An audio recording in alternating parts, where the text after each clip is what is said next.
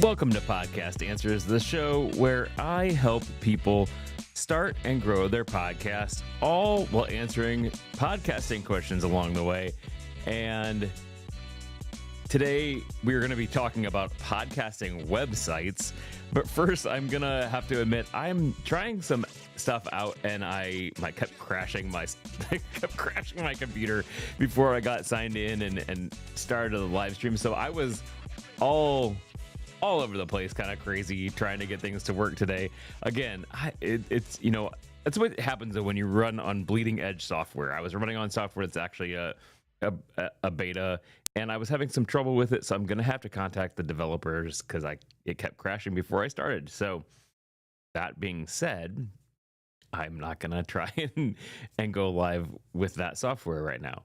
But hey, guys, today we are doing a few things. So you can, as always, give us a call on our phone number, 574-501-4945. You're calling into the studio live. We would love to hear you. We would love to talk with you into the studio live as we're talking about websites today, why you would need a website for your podcast. But the other cool thing that we are doing today is we are also having a backstage Zoom meeting. You can go into joinbackstage.live and that'll get you into our Zoom meeting. So if you want to be backstage with me and hang out and kind of maybe chat afterwards, that would be great. And again, that URL is joinbackstage.live. That'll get you into the Zoom meeting we are at right now. Or again, if you want to call in live with the studio, it's 574-501-4945.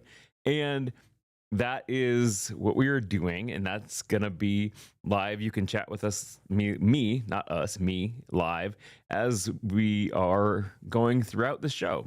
So today, we are talking about podcasting websites and why you would even need one. Because honestly, your hosting company, 99% of the time, if you have a legit hosting company, you're not hosting with somebody like Spotify for Creators, which is free and it's a great way to try things out, but you get what you pay for. So I always tell people when they ask me places, what they can do to host, I say you can go with Spotify for Creators, but it's free and you get what you pay for. So that being said, what that means is we are going to be talking today a little bit. Why would you want a podcast website? Because you already have a website, right? Your podcast host gives you one. For instance, it could be this is not the actual website, but it could be podcastanswers.captivate.fm or something like along that lines. And it has a list of your website, of your episodes and things. So there is kind of a place and there is some control over that. But I'm here to say today, you should actually have your own website, not just website that your podcast host gives you. And the reason for that is you get full creative control over your design, layout, and user experience if you have your own website. Now, I know, again, you can, a lot of times with your web host or your podcast host, you can get a domain, so you can get podcastanswers.com and forward that or have that show up as the hosted one. I've done that before for a podcast that I do. It's called audiojournal.layman-family.com. That's just kind of an audio journal that I do on the side. It's not really it's more of just me talking and thinking out loud. And I used that for that because for me, that podcast really wasn't it wasn't a hobby, it wasn't a moneymaker, it wasn't anything like that. It was just a way for me to be able to put some thoughts out on paper, if you will, and get my thoughts into the world. And so I do that randomly. It's not even a podcast that I do consistently. It's just whenever I have things that I want to talk about, I then talk about them on that website, on that podcast. So for me, for that, I did use the web host that Captivate gives me, and I did forward that to a custom domain that I already own. Again, that was audiojournal.layman-family.com. We'll take you there so you can see what that is, and I'll go ahead and list that in the comments to this episode.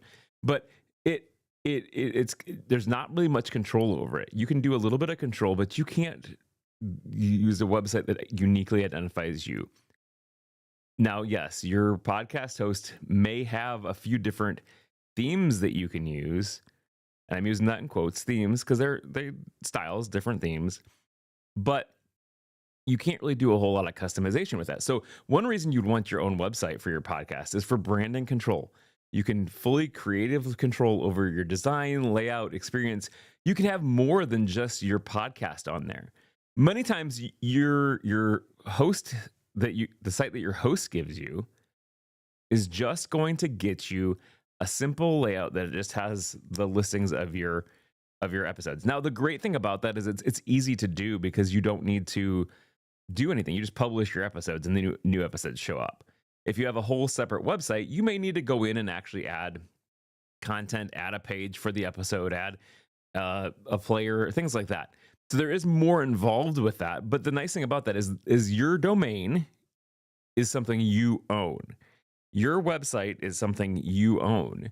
And so you can do more than just have your podcast on there. Let's say you're selling things.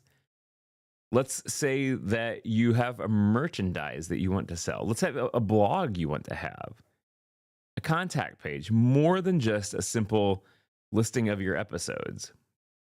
You can do that with your own domain and your own website. You can also collect your email addresses. We've talked in a past episode about being able to use a mailing list to be able to collect email address and build your own audience with that. What happens if your web host goes down, or what happens if your website, your podcast goes down, or whatever? You're gonna need to have it a place to be able to edit your own pages like that. So we do have a comment here.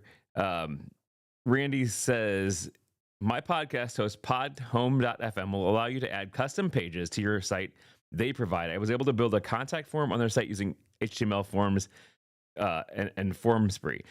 Randy, that's great. That's awesome. I love that you're able to do that. And again, I think that as you go along, as people go along, you can do some basic things like that. But I think that you're going to find that a free website from your host is going to be limiting for the more things that you want to do. Another couple things too is you can sell your merchandise on it. I'm using WordPress for my site, and actually I'm doing more than just doing that. I'm actually creating the whole RSS feed.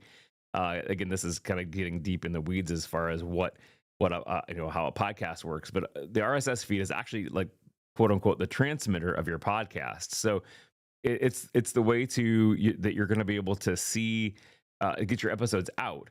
And I'm actually creating my own RSS feed through WordPress.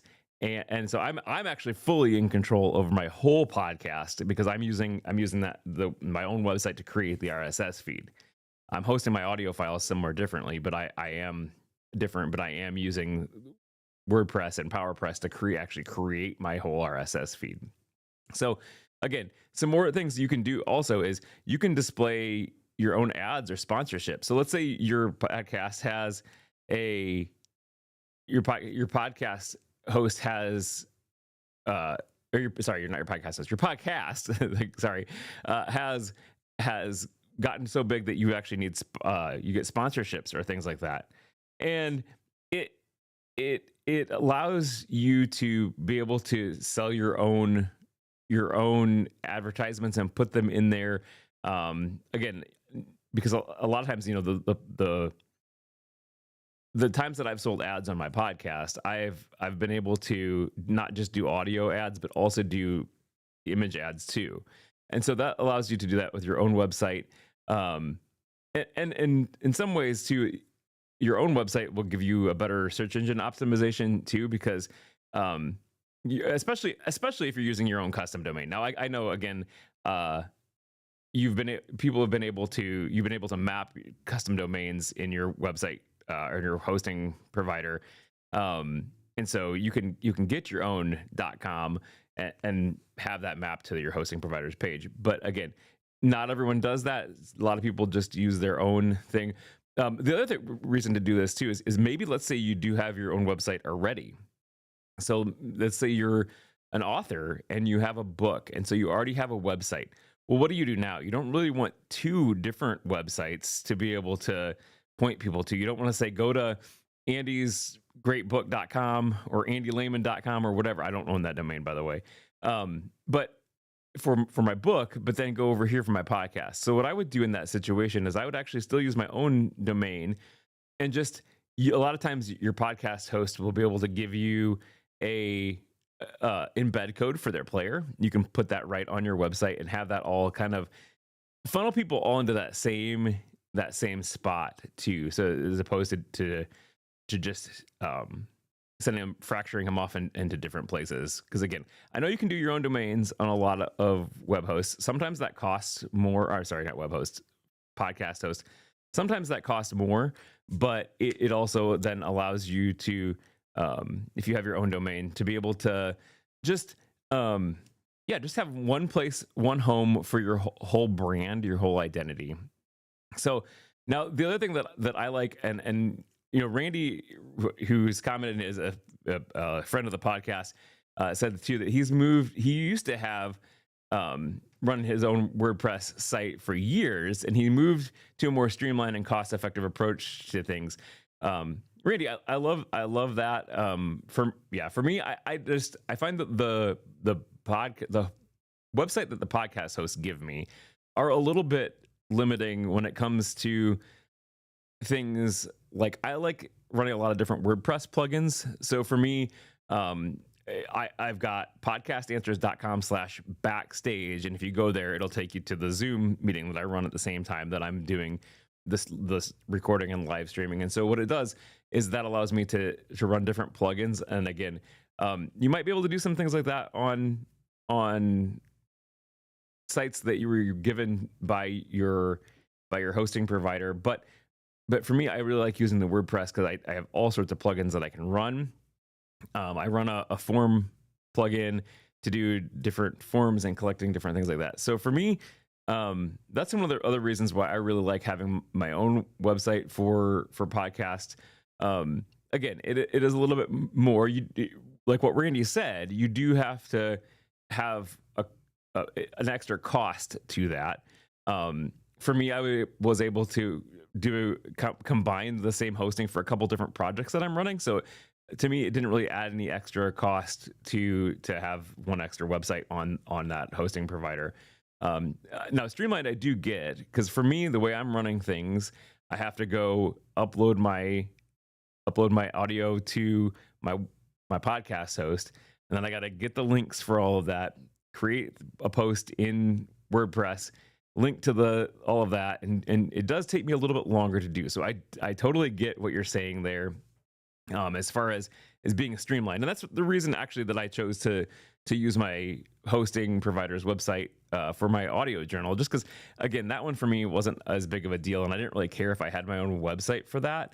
So I just was able to run on that and be able to do what I needed to do for that website. So because it was streamlined, so I did that. Now again, if let's say you do decide to move your podcast, you can do that if you're using the website, your website from your hosting provider, and you are using a custom domain.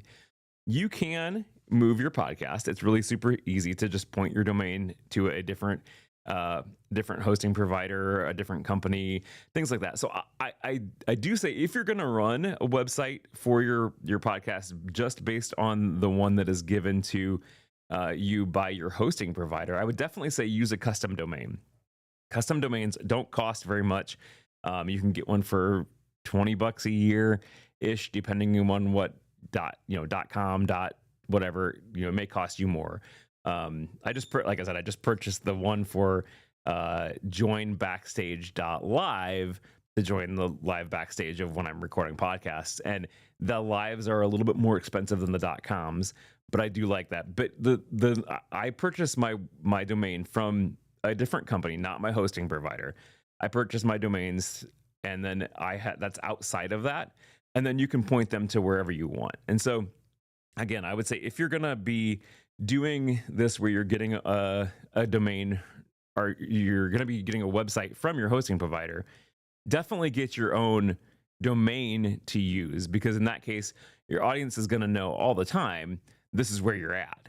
So let's say you started out with Libsyn, and then you decide to move over to something like Captivate or Blueberry or anything else, Buzzsprout, whatever. Your website address is not going to change, and you're not going to have your listeners update their bookmarks and things like that. So definitely use your own custom domain if you're going to use their website. For me, I just found it's a little bit limiting when I'm using their websites, because it doesn't give me as much flexibility when it comes down to being able to provide the style and the branding that I like.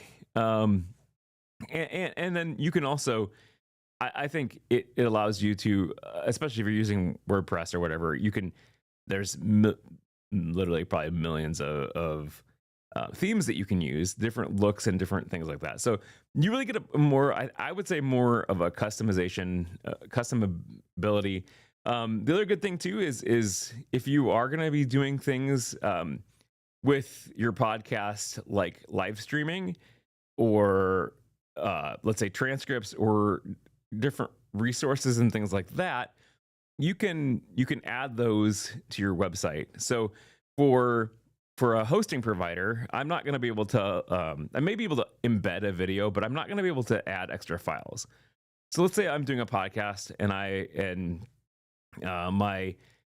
the person that I'm interviewing has an ebook. I could upload that ebook to my website and then link it and send it out. Where I can't do that necessarily with one of the websites that's just given to me by my hosting provider. So what are your thoughts? I would love to hear what you think about podcast hosts. Randy, I know Randy, like I said, Randy, a friend of the show, loves using the hosting provider that he uses for his host, and is able to do custom pages and build contact forms. So I'm in no way necessarily saying you should go to podhome.fm, but Randy has found that podhome.fm has been a great tool for him to be able to use and do custom things on his website. So maybe check them out. What are your thoughts on that? What are your thoughts on custom domains? If you have any other questions about podcasting, I would love to talk to you about that. I would love to help you out and have a future episode about it. So podcastanswers.com/contact will get you in contact with me, and you can ask your question, and I would love to put that on the show. Or you can call our voicemail, and that number is 574-501-4945. Leave us a voicemail, and I can play your comment right on the show. So thanks, guys. I hope you have a great week, and keep podcasting.